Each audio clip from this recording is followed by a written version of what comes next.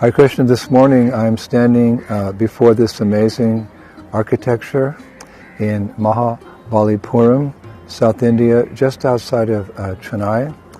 You can see behind me and in this video, it's just, it's overwhelming actually, seeing the history of this place. It's about 1,400, 1,500 years old and amazing architecture. And we can just imagine what the life was like then. It was obviously part of the Vedic culture. It was built by a famous king. Certainly his subjects lived in this area, all dedicated, of course, to the Lord. Down here they worship Krishna as Lord Narayan and his consort Lakshmi. So we're just kind of romanticizing here what life was like at that time. Time has passed and really all that's left is this amazing structure here. But we're fortunate because we can actually understand what was happening then and benefit from what was happening then. We can learn from the people of that age. Because we have the ancient scriptures. Time comes and destroys everything in this world. But here in India, of course, many invasions have come and time has passed and things have disappeared, some remnants like this, but we can understand the importance of Vedic culture because the scriptures remain.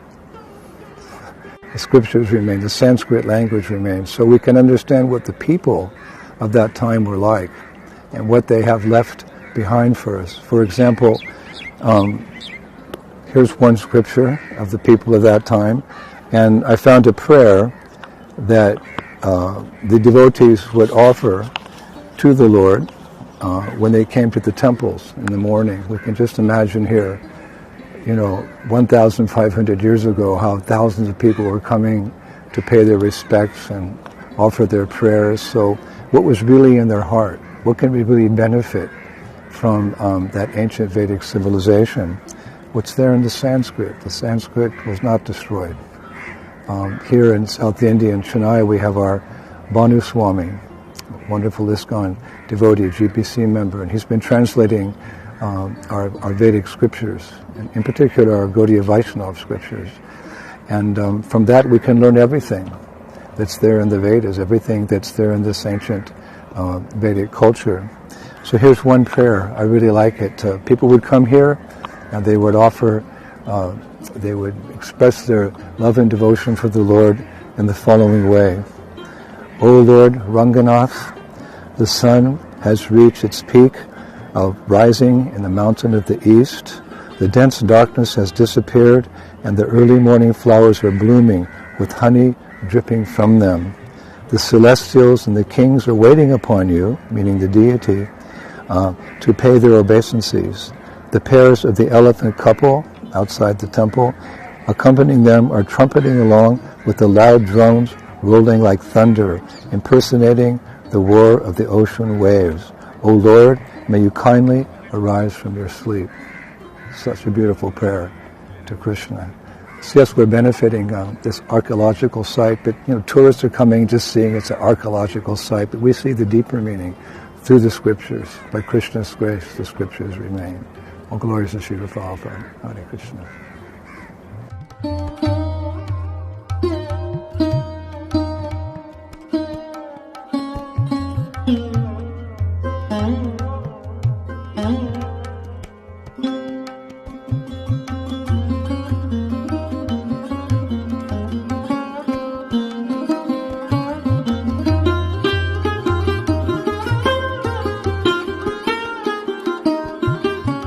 We're standing before an architectural wonder. You can see behind me the face of this mountain has many beautiful, intricate carvings depicting historical incidences in India's history. This is from the 6th century, actually. It's very amazing how they could do it. Someone could say, yeah, but in modern times we could do it much faster and they'd be more refined and we're more advanced these days. But actually we shouldn't judge the ancient Vedic culture just by these sculptings. We can understand it again from the way of life of the people, which is described in Scripture. They were very advanced in Vedic culture because it was based on religious principles. It's religion that made people civilized.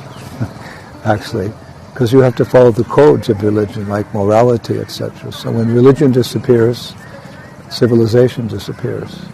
And the Vedic civilization was based on four principles: cleanliness, truthfulness, mercy, and austerity. This is the foundation of Vedic culture and religion. So when we come and we see these ancient carving here from the 6th century, we're in awe because, well, they're very interesting and they depict historical instances that happen, like, for example, in Mahabharata.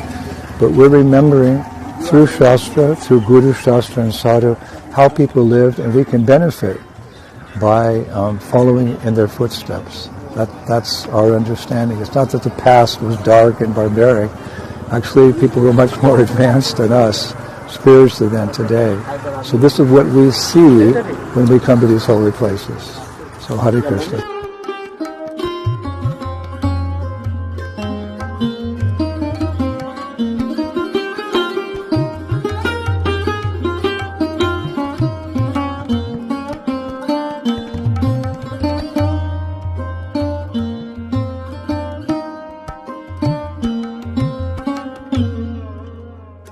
Mm-hmm.